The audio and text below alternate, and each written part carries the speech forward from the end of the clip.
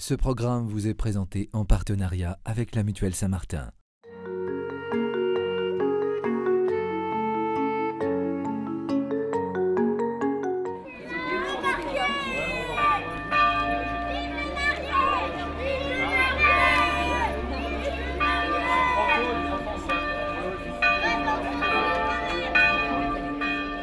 Les fiancés qui décident de se marier devant l'église viennent confier leur amour et leur décision de s'aimer à Dieu.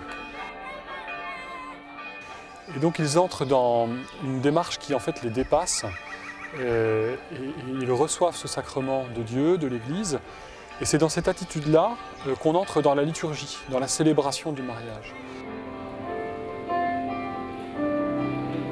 La première partie, c'est la partie de l'accueil, un moment émouvant où les fiancés entrent au bras de leurs parents dans l'église.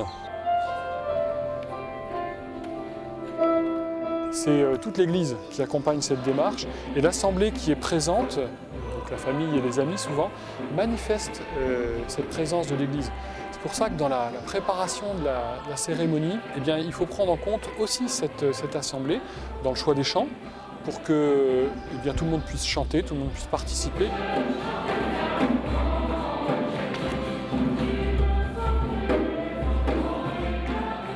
Il y a aussi un aspect de préparation spirituelle pour les fiancés, donc préalable à la célébration, qui est important.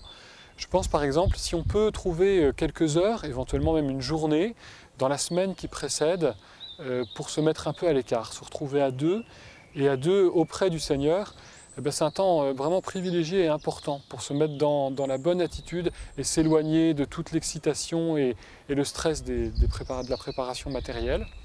Et puis une étape importante aussi avant la célébration du mariage, c'est de pouvoir vivre le sacrement de la réconciliation, pour que le cœur soit vraiment disposé à accueillir ce beau cadeau du sacrement de mariage qui est donné lors de la célébration. Lecture de la lettre de Saint Jean. Voici à quoi nous avons reconnu l'amour. Notre cœur aurait beau nous accuser, Dieu est plus grand que notre La deuxième cœur, partie, et il connaît c'est la liturgie de la parole, qui est une parole vivante et qui vient éclairer ce que nous allons vivre, et en l'occurrence le sacrement du mariage. Alors les textes sont choisis à l'avance, en lien avec le prêtre qui va célébrer. Ça peut être bien de choisir des textes qui ont été marquants au cours de la préparation du mariage. La préparation est souvent l'occasion d'aborder tel ou tel texte de la parole de Dieu qui éclaire ce qu'on va vivre.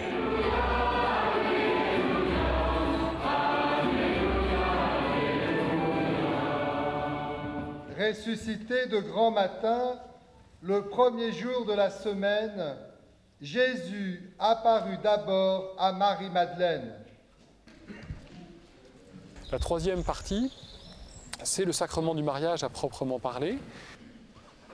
Ensuite, il y a un dialogue qu'on appelle dialogue initial entre le prêtre et ceux qui vont se marier. Agathe et Florent, vous avez écouté la parole de Dieu qui révèle la grandeur de l'amour humain et du mariage. Vous allez vous engager l'un envers l'autre dans le mariage. Est-ce librement et sans contrainte? Oui. Oui. En vous engageant dans la voie du Et puis vient le moment de l'échange des consentements, où les époux s'engagent l'un envers l'autre. C'est à ce moment-là que solennellement, ils se redisent, ils se promettent fidélité pour toute leur vie. Devant l'Église, ici rassemblée, donnez-vous la main et échangez vos consentements. Agathe, veux-tu être ma femme? Oui, je veux être ta femme. Et toi, Florent, veux-tu être mon mari? Oui, je veux être ton mari. Il est important d'être dans cette démarche d'accueil, de réception de la liturgie que l'Église nous donne. Par exemple, on ne change pas les paroles de l'échange des consentements. Il y a plusieurs formules au choix. Parfois, des fiancés aimeraient faire un mix un peu à leur sauce. Et en fait, je crois que c'est important dans la démarche de recevoir ces paroles-là, de recevoir le rythme de la liturgie. Ce consentement que vous venez d'exprimer en présence de l'Église, que le Seigneur le confirme et qu'il vous comble de sa bénédiction. Agathe, reçois cette alliance, signe de mon amour et de ma fidélité. Florent, reçois cette alliance, signe de mon amour et de ma fidélité. Une fois que les époux se sont échangés leurs alliances, le prêtre bénit les nouveaux époux, c'est ce qu'on appelle la bénédiction nuptiale. Dieu, tu as sanctifié les noces par un si grand mystère que tu en as fait le sacrement de l'alliance du Christ et de l'Église. C'est une longue prière par laquelle le prêtre invoque la bénédiction de Dieu sur ceux qui viennent de s'engager. Il demande au Seigneur de les garder dans la fidélité, de faire grandir leur amour. Il demande au Seigneur que leur amour soit fécond aussi, dans les enfants, mais aussi plus largement que cela, par l'attention qu'ils pourront avoir aux autres personnes, l'accueil dans leur foyer. Que la puissance de l'Évangile les rende forts et qu'ils soient de vrais témoins du Christ. Je veux chanter ton amour, Seigneur, chaque instant de ma vie. Danser pour toi en chantant ma joie et glorifier ton nom.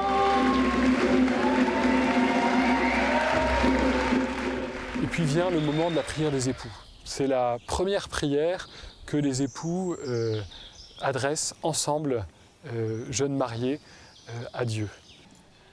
Nous te confions notre couple et tous nos désirs. Toi seul sais ce qui est bon pour nous. Accorde-nous un cœur ouvert à ta volonté. Il a rédigé, l'a préparé en se demandant mais qu'est-ce qu'on veut demander, qu'est-ce qu'on veut dire à Dieu à ce moment si important de notre vie. C'est l'occasion évidemment d'abord peut-être de remercier, de rendre grâce pour le chemin parcouru, pour l'amour reçu de l'un de l'autre, des familles. À ton image, que notre amour rayonne, pour que tous ceux que nous accueillerons dans notre foyer y trouvent joie et réconfort. Seigneur Jésus, nous nous confions à toi et nous t'aimons. La quatrième étape de la célébration, eh bien, c'est la prière de l'Église. Le sacrement de mariage peut être célébré en dehors de l'Eucharistie ou au cours de l'Eucharistie. Lorsqu'il est célébré en dehors de l'Eucharistie, à ce moment-là, il y a la prière universelle, des intentions de prière qu'on aura préparées pour que la prière de ce jour ne soit pas centrée uniquement sur les nouveaux époux, mais s'élargisse à l'Église et au monde. On peut prier pour les familles, on peut prier pour ceux qui souffrent, on peut prier aussi pour les autres vocations. Cette prière universelle se conclut par la prière des enfants de Dieu, la prière du Notre Père.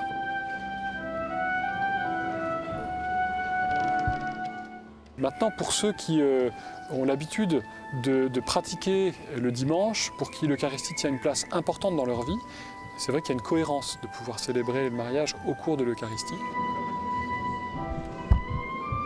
La dernière partie de la célébration, c'est la plus courte, c'est l'envoi, où on prononce une dernière prière.